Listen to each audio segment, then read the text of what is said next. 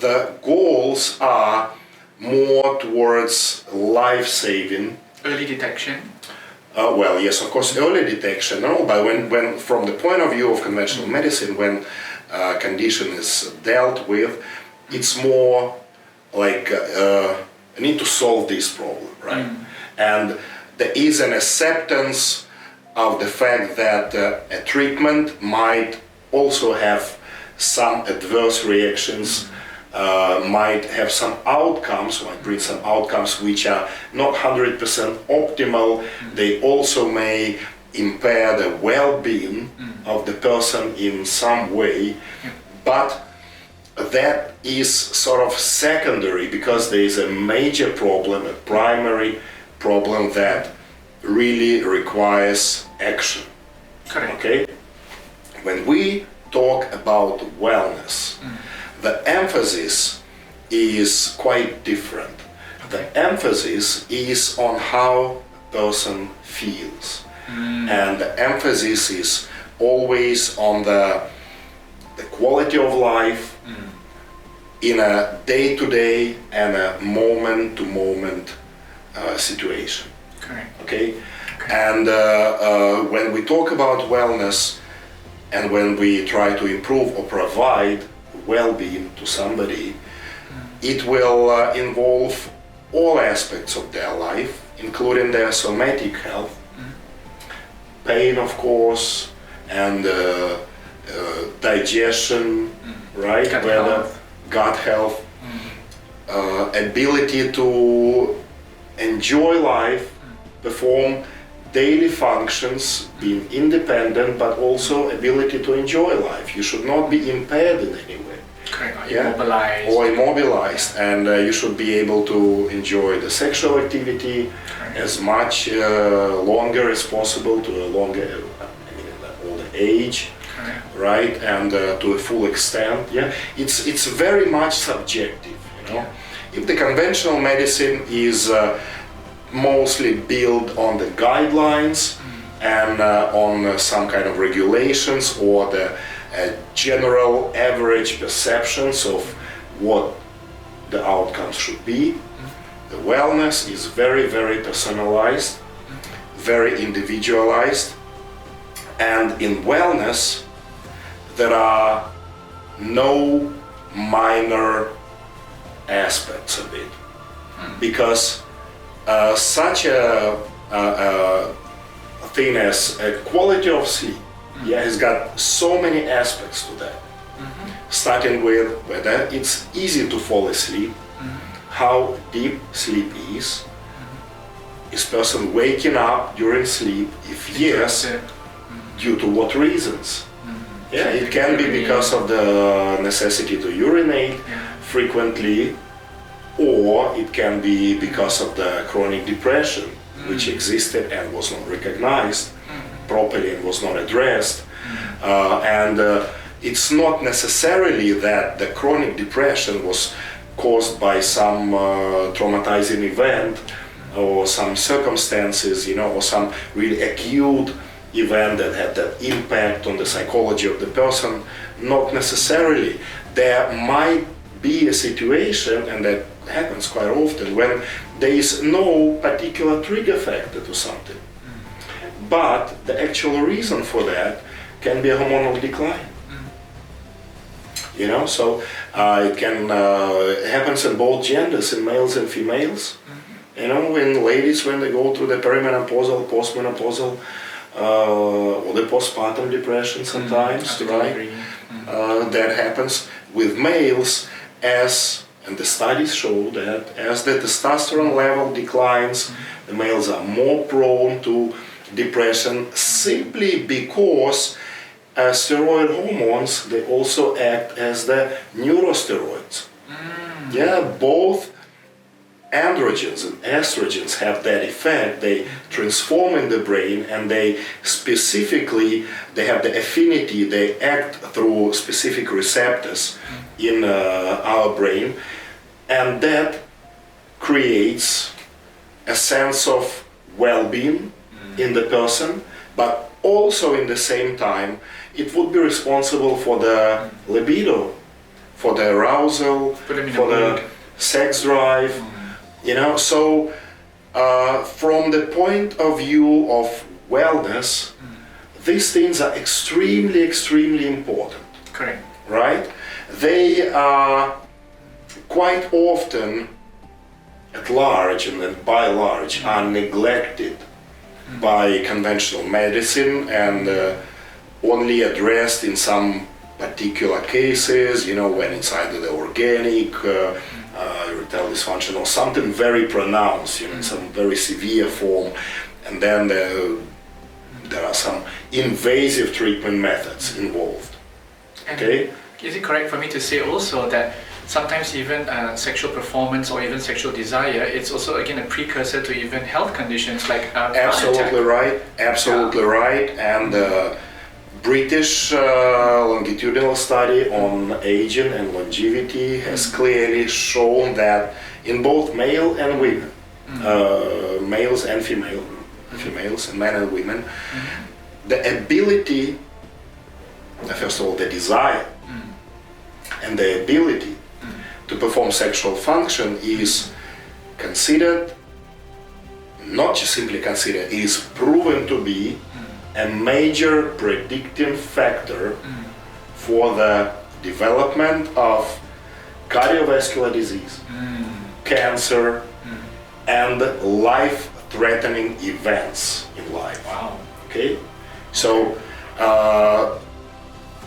that's the actual demonstration, the illustration to the notion of what is holistic. Yeah. You know, so there's so many aspects of the well-being. Everything is extremely important And for the well-being, interconnected. and to understand where the person is, a practitioner who is practicing this, the wellness or the well-being or the regenerative medicine or the anti-aging medicine, have to be able to go through all those aspects and be able to find out the clues which will explain what is wrong in every particular case, and then of course can move on to the treating that or improving the situation. Yeah. Correct. So, as I said, first the presentation and a very detailed analysis of the lifestyle, all the aspects of life, nutrition, sexual life, physical activity, sleep pattern, work, career, memory, you know, all those things. And it's not just should be done in a declarative way or just as an interview, but to every finding or to every complaint, usually there are actually tests that can be performed. Yeah, for that there are tests for the cognitive function. Okay, and actually those tests are very much also taken from the conventional medicine. You know, so it stems from there. Definitely everything comes from the science, everything comes from the actual evidence. Okay, so you do those tests. There are tests which are purely functional. You can ask a person to do this or that. There are tests that are functional, but they will also use some particular device for that, like the biomedical scan, which is based on the heart variability test, but it will also show you the condition of your autonomous nervous system, which is in the past was called the vegetative nervous system. Okay, it's a system that regulates our cardiovascular system, the condition of our blood vessels, the heart rhythm, and all. And interestingly, that even the RR intervals and that the heart variability is very much related to the inhale and exhale. Yeah, so on the inhale we have a slight shortening of the RR intervals, ideally, and on the exhale we have the elongation.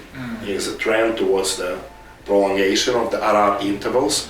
And if you look at the graph, you know, the chart, how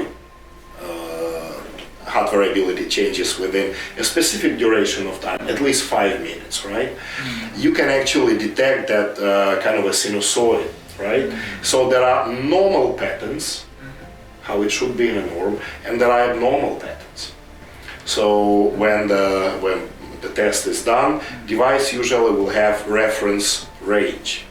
Yeah, it has a normal and sort of the patterns of abnormal patterns, and the software is comparing the actual findings of the person with the age category, gender, and all. So how do you, in which percentile are you, how do you correlate with the existing patterns? Yeah, where do you fall?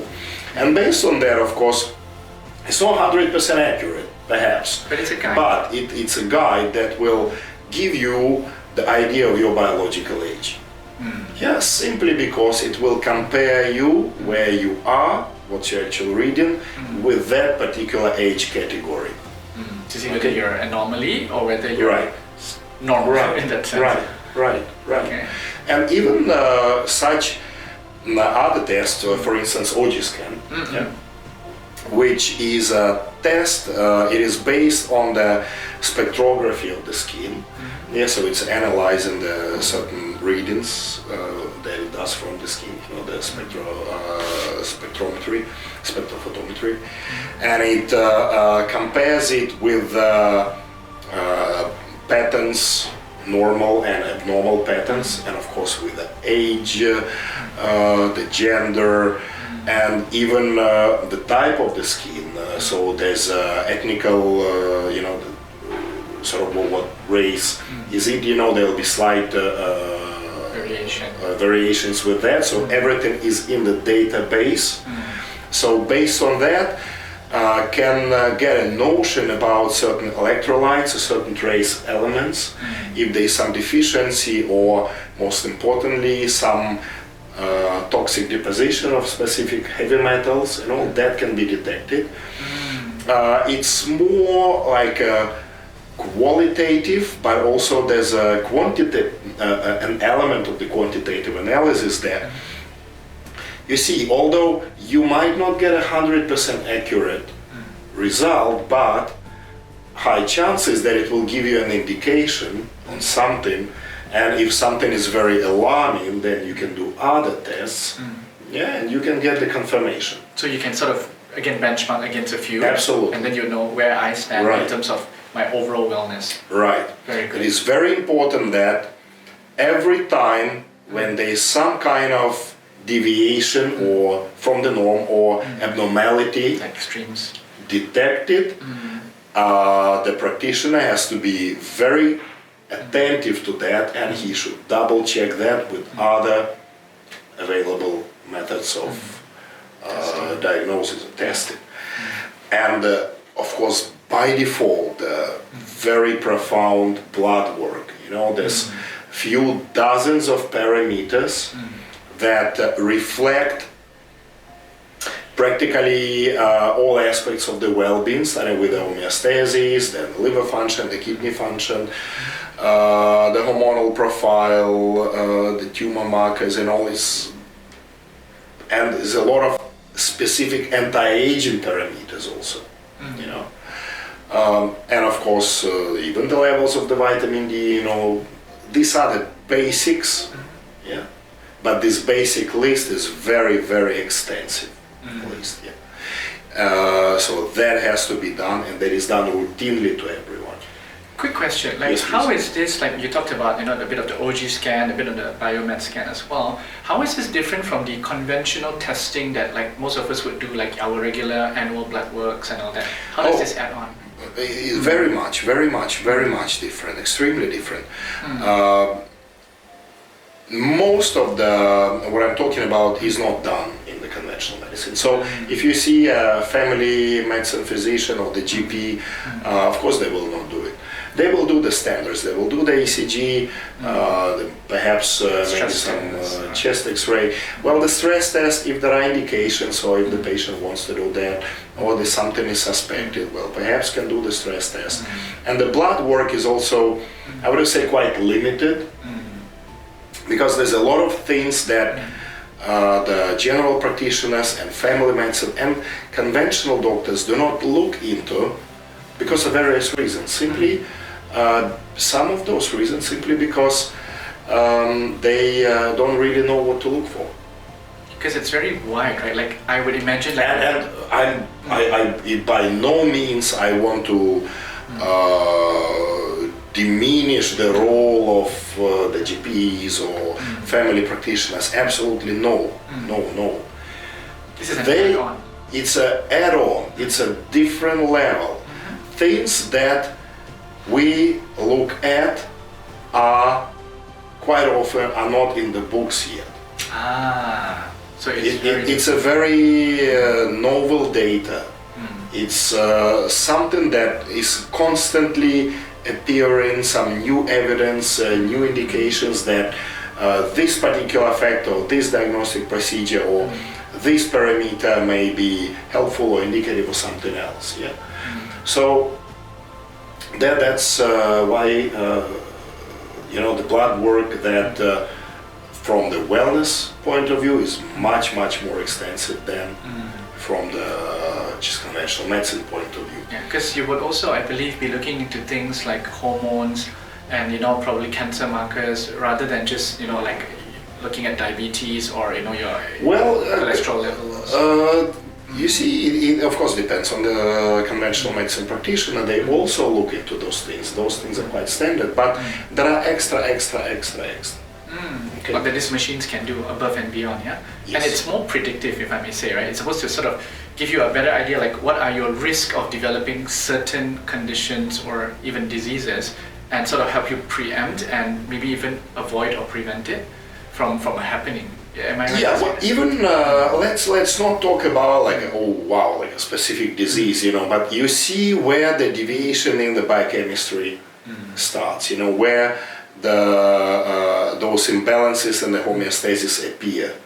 Okay, and of course, if it's fixable, if the practitioner is aware what to do about that, it's better to bring that to norm and prevent that, of course, from converting in a later part into the full-blown condition. Got it. And which also I think ties in with a very interesting article that I was just scanning through where they talked about aging, being perceived with the modern, medical community as being more of a disease actually, right, rather than a normal way of life cycle in that sense. Yes. Yeah. Well, you can look at that in that way as well. Even Cicero, he used to say we should fight aging as we fight the disease. And Cicero was living in ancient Rome, again a couple of thousand years ago. Yeah. So that notion is not very new. Okay, so the idea was always there. Perhaps it was lost somewhere along the way in the history, but now we're regaining it again. It is so, yes and no. It is so and not so. Definitely aging is inevitable, biologically, evolutionally, from the evolutionary point of view, it is all absolutely justified. Thing is, if you age, you do not have to deteriorate. Correct. The quality of life should be there. The quality of life should be there, preserved as much as possible. Yeah, and there are the standards of quality of life and the demands, expectations in a wellness industry are definitely way higher than in the conventional medicine. I'm sure. In the conventional medicine, in a way, the discharge from the hospital or the discharge from the follow-up is the end of the journey. You're like, okay, you've come in for a condition, we treated it, now you get to go home. You get to be wheeled out and until your next disease strikes, that you come back and in wellness, it's just the beginning.